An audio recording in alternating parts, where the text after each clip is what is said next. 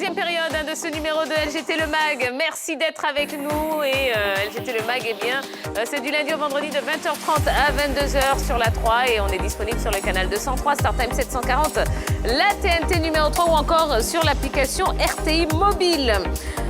Eh bien, il est temps, oui, d'accueillir notre invité de ce soir. Je vous le disais à l'entame de cette émission. C'est la nouvelle perle de la musique ivoirienne. On l'a connue grâce à ce single qui a tourné sur toutes les ondes. Paradis, oui, elle nous offre son paradis. Et elle va nous expliquer tout ça. Merci d'accueillir, comme il se doit, la chanteuse Moula.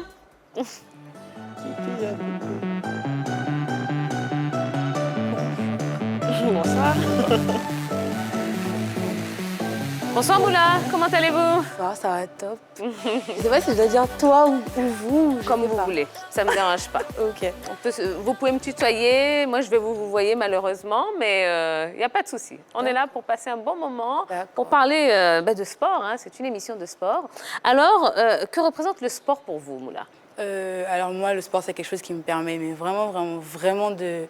Comment dire, d'être équilibrée émotionnellement, mentalement. En tout cas, j'essaie d'en faire. Je n'en fais pas énormément, mais j'essaie. Ah, mais pourtant, sur les réseaux sociaux, on vous voit beaucoup, dans des, des tenues de sport, dans des, voilà, en conditions de grandes sportives. Je préfère dire j'essaie, parce que là, on connaît Ivoirien. Si tu dis tu sais faire, on va te mettre là, tu vas devoir faire des trucs, c'est chaud. Donc, j'essaie. Bon, quel sport pratiquez-vous, Moula? Alors, non, c'est plus des trucs pour, déjà, comme je dis, être bien mentalement, mais c'est plus pour me conditionner physiquement. Je fais beaucoup de training, des trucs comme ça. La course à pied. Un petit peu de muscu et un soupçon de boxe. Juste au passage. Un soupçon de boxe. Ah, ben voilà. Au passage, un tout petit peu. Ah ben tiens, vous me permettez aussi de rappeler que ce soir, il y a un super combat. C'est pas de la boxe, c'est du Muay Thai, avec notre champion Oli La Machine. C'est ce soir, justement. C'est demain. C'est demain, ça tombe bien, c'est demain. Vous êtes pressés. Je suis tellement impatiente que j'ai envie que ce soit ce soir. Voilà, notre champion, Oli La Machine. Donc demain, allez le supporter au Palais des Sports de Treichville. Voilà. Alors Moula, est-ce que vous avez le temps, parce qu'on sait que vous êtes très occupé, est-ce que vous avez le temps de suivre les événements sportifs à la télé? Est-ce que vous avez le temps d'aller au stade? Est-ce que vous avez le temps de vivre intensément le sport, quoi? C'est vrai que ça, c'est quelque chose que je dois vivre. Aller au stade, suivre un match. Là. La dernière fois que j'y étais, c'était pour chanter. Mais j'ai un peu... À l'inauguration des BIMT, oui, on vous a vu. C'était la première fois que vous alliez au stade? La toute première. Mais j'aimerais bien. Et quand j'ai du temps, j'ai des frères, j'ai des amis, donc je les vois regarder un peu le match. Voilà, vite fait comme ça. Allez, Moula, à vous voir, vous avez le physique d'une sportive. Et je vais citer trois sports. Bah oui, bien sûr. Okay. La taille, la forme et autres. Le basket. Ah, la forme. Allez, vous avez eu le temps de voir ça. Allez, on est tout oui, là. Allez. Donc, elle a le profil, elle a le physique d'une basketteuse, d'une handballeuse et puis d'une nageuse. Wow.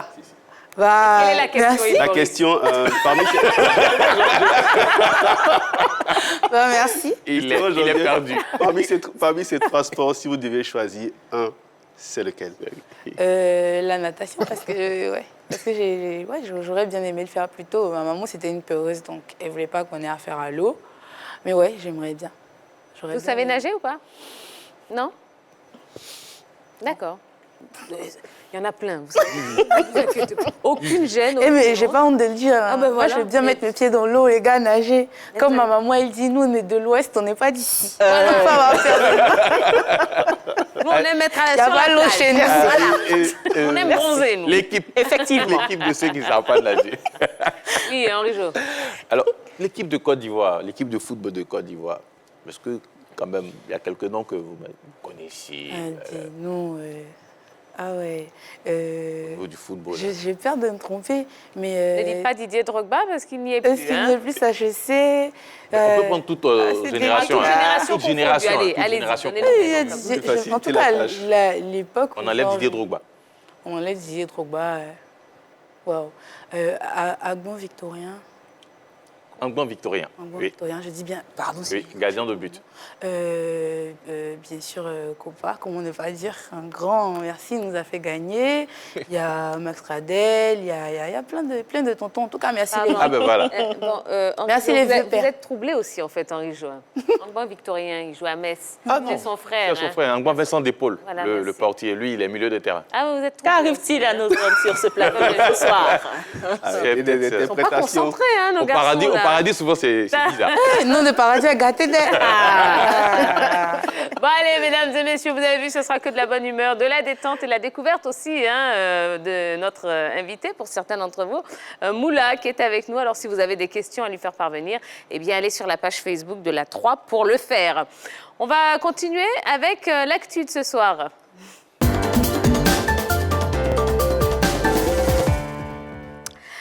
La reprise de la Ligue 1 ivoirienne est prévue pour le 19 mars prochain. Mais avant, eh bien, le comité de normalisation dirigé par Madame Mariam Daougabala et les dirigeants de clubs se sont réunis ce jeudi au siège de la Fédération ivoirienne de football.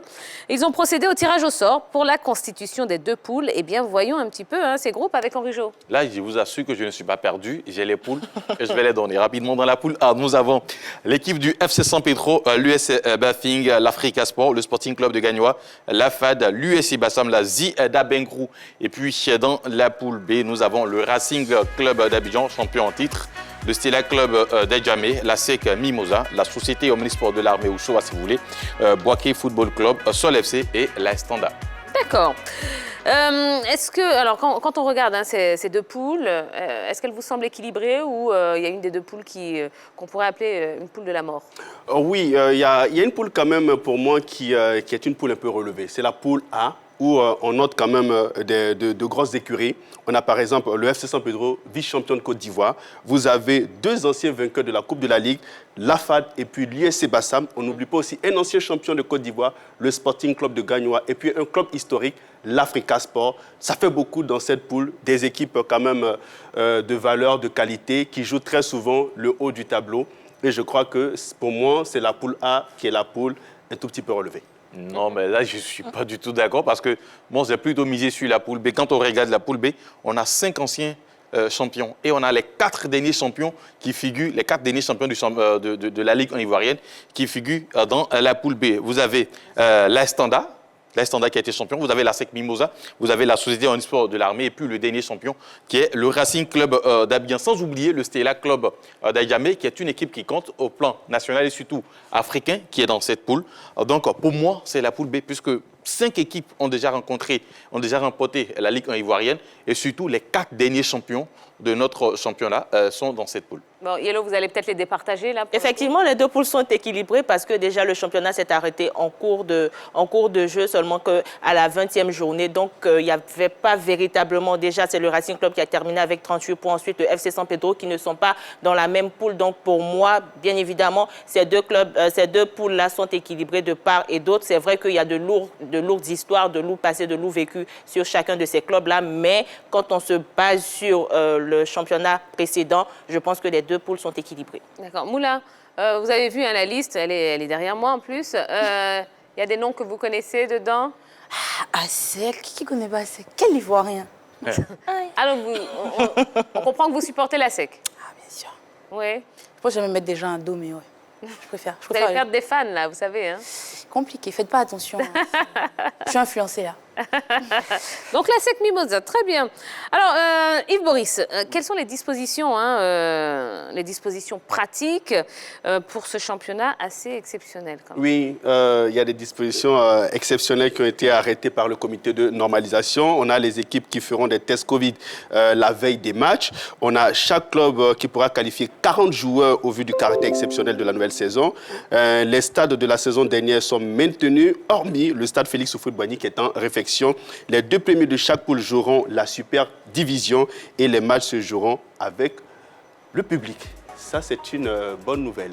Avec Oui, public. avec public, je crois. Ah ben, que c'est- on Avec- a longtemps parce que spéculé. Hein, on sur a ce longtemps point. spéculé. En Europe, on ne joue pas avec le public, Oui. mais là, sinon on a la possibilité de jouer avec le public. Je crois que c'est une bonne chose. Ça va donner encore un cachet particulier à cette saison inédite. Je crois que c'est une chose à saluer de la part du comité de normalisation. Maintenant, on attendra de voir les mesures pour le public, parce que si on a des mesures pour les joueurs, il faut aussi avoir des mesures pour le public. Est-ce que le stade sera bondé ou pas? On attendra de voir ce que le comité de normalisation mettra en place pour ça. Non, peut-être qu'il y aura un nombre indiqué pour participer aux différents matchs et puis avec les cache-nez, parce qu'il y a eu des tournois qui ont été organisés dans cette période de la Covid. Ils ont exigé le port des cache-nez et un certain nombre de personnes assistant au match. Donc je pense que cela sera fait. C'est ça. Hein, et Moula, quand vous étiez à Ibimpe, c'est vrai qu'il y avait quand même tout le monde portait des cache-nez. Il y avait quand même pas mal de mesures sanitaires qui ont été prises. Mais moi aussi, je pense qu'un stade, c'est grand. Je pense qu'en respectant un nombre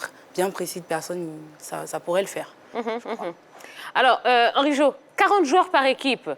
Est-ce que ça ne fait pas quand même des charges supplémentaires? Parce que, bon, on sort quand même, on dépasse quand même l'effectif habituel, non? Mais ce n'est pas mesure de précaution parce qu'aujourd'hui, avec ce que nous savons en ce qui concerne la crise sanitaire, au cas où vous avez des joueurs testés positifs, voilà, vous avez la possibilité, avec cette liste élargie, là, de pouvoir trouver d'autres capables de les remplacer au cours d'un match. Voilà. 40 joueurs, je trouve que c'est beaucoup. C'est beaucoup parce que déjà, même par le passé, nos clubs avaient du mal à qualifier le nombre de joueurs qu'il fallait pour la Ligue ivoirienne. Et là, on demande 40 joueurs. Est-ce qu'ils auront la possibilité de pouvoir entretenir tous ces 40 joueurs? Je pense qu'il y a... Ça, tu peux, ça, tu peux pas. Et surtout qu'on est dans une saison, c'est une saison inédite. Donc, je crois que 40 joueurs, c'est beaucoup. On aurait pu faire 30 ou 35, mais 40, c'est beaucoup. Ça veut dire 40 maillots qu'il faut prévoir. Est-ce qu'on aura toute la subvention nécessaire côté Ligue 1, du côté des clubs de Ligue 1 pour participer à cette compétition? Moi, je suis un peu sceptique sur le nombre de joueurs qu'il faut qualifier pour cette saison. D'où la nécessité pour les équipes d'avoir quand même des équipes réserves, hein, des équipes réserves, des académies et la possibilité aussi de pouvoir piocher dans ces réserves-là au cas où... Mais là, on est dans l'idéal des mondes. Hein. Non, mais au cas où... Non, une équipe... Combien de nos clubs ont des centres de formation, des académies? Il n'y en a pas beaucoup. Vous pouvez qualifier un certain nombre de joueurs, avoir une équipe réserve et avoir la possibilité de piocher. Parce que ça se fait un peu partout. Au niveau, par exemple, des compétitions européennes, vous avez la possibilité de qualifier un certain nombre de joueurs et surtout d'avoir des joueurs capables de les remplacer, surtout ces joueurs qui viennent de la réserve. L'exemple avec l'Ivoirien qui est à Manchester United, Amad Diallo, qui ne fait pas partie intégrante de l'équipe première, mais qui a son nom qui figure au niveau de la liste qui a été envoyée à l'UEFA pour la Ligue Europa. Aujourd'hui, en Côte d'Ivoire, on peut le faire avec un certain nombre de joueurs déclarés. Et puis derrière, au niveau de la réserve, et ça se fait surtout, les joueurs qui sont en manque de temps de jeu jouent au niveau de la réserve. Et quand le besoin se fait sentir au niveau de l'équipe première, on les fait monter pour continuer, pour jouer. Et avec la crise sanitaire, si aujourd'hui vous avez une liste peut-être réduite à 23 et que vous avez, je ne le souhaite pas, hein, mais 3, 4, 5 cas déclarés positifs, c'est vous que ça va quand même...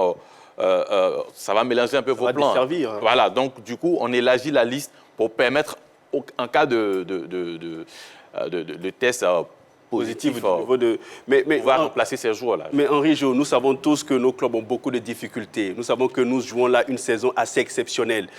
On a vu combien de fois les clubs ont eu des difficultés à entretenir leur effectif cette saison, surtout pendant la période du coronavirus. Et là, demander à ces clubs qui vont redémarrer la Ligue 1, de qualifier 40 joueurs, donc ça veut dire 40 maillots. Moi, je pense que ce n'est même pas que 40 maillots, ça doit être 40 fois 2. Donc, c'est au-delà. Et je crois que ça fait beaucoup pour ces clubs qui ont tant souffert pendant la période du coronavirus. Ce n'est pas une obligation de qualifier 40 joueurs. Vous pouvez en qualifier 23, 27 si vous le désirez. Mais on vous donne la possibilité de qualifier jusqu'à 40. Oui, mais justement. Pour avoir un grenier. S'il vous plaît, Henri Joël, l'Africa a qualifié 40 ou 80? Comment? Bon, ça, il faut demander aux responsables de l'Africa parce que bon, je n'ai pas l'information. Yellow. C'est le vendredi aujourd'hui. Voilà, bon, on va mettre ça sur le compte du vendredi. Ah, je ne savais pas que vous étiez taquine comme ça. D'accord, très bien. Bon, avançons, s'il vous plaît. Quels sont vos favoris hein, pour la Super Division? Allez, un petit tour de table, comme ça. On commence avec vous, Rijo. C'est trop compliqué. Alors, au niveau de la poule A, ça va... déjà, ça va être serré. Ça va être serré. Déjà, l'équipe du FC San Pedro, qui, on le rappelle, quand même représentait la Côte d'Ivoire au niveau de la Coupe d'Afrique qui a été éliminée. L'équipe du FC San Pedro a fait un très bon recrutement. Et pour moi, cette équipe pas favorite. Ensuite, Vos favoris, monsieur, on ne va pas vous demander d'analyser chaque équipe. Vos favoris, s'il vous plaît. Le FC San Pedro est derrière, vraiment, ça va chauffer. Peut-être je placerai l'équipe de l'AFAD.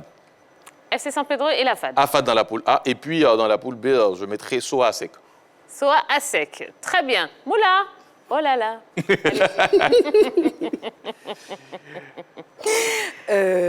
Donc là, Allez-y au hasard.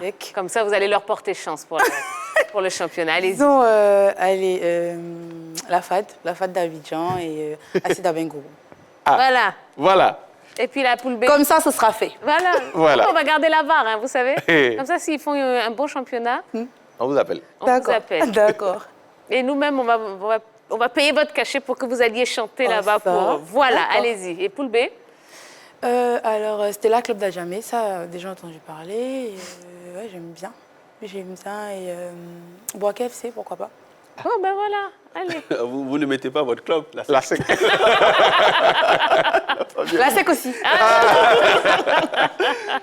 Alors, de mon côté, je vois Africa, FC San Pedro dans la poule A et puis Racing Club d'Abidjan, ASEC Mimosa. Il faut bien quand même qu'on ait une super division avec le derby ivoirien. On ne va pas laisser les deux clubs historiques de Donc Côte d'Ivoire. Africa et puis qui? Ça, c'est la- Africa San Pedro dans la Ah, poule d'accord. A et puis J'avais pas l'ASEC et entendu, le Racing San Club Pedro. d'Abidjan pour la poule B. D'accord. Et vous, Yellow? Poule A, FC San Pedro, poule B, la SIC. On prend deux qualifiés, On prend deux pas qualifiés. poule. Qualifié, Pas madame. FC San Pedro et l'Africa Sport d'Abidjan pour la poule A. Et puis pour la poule B, la SEC et les Standards. Allez, voilà.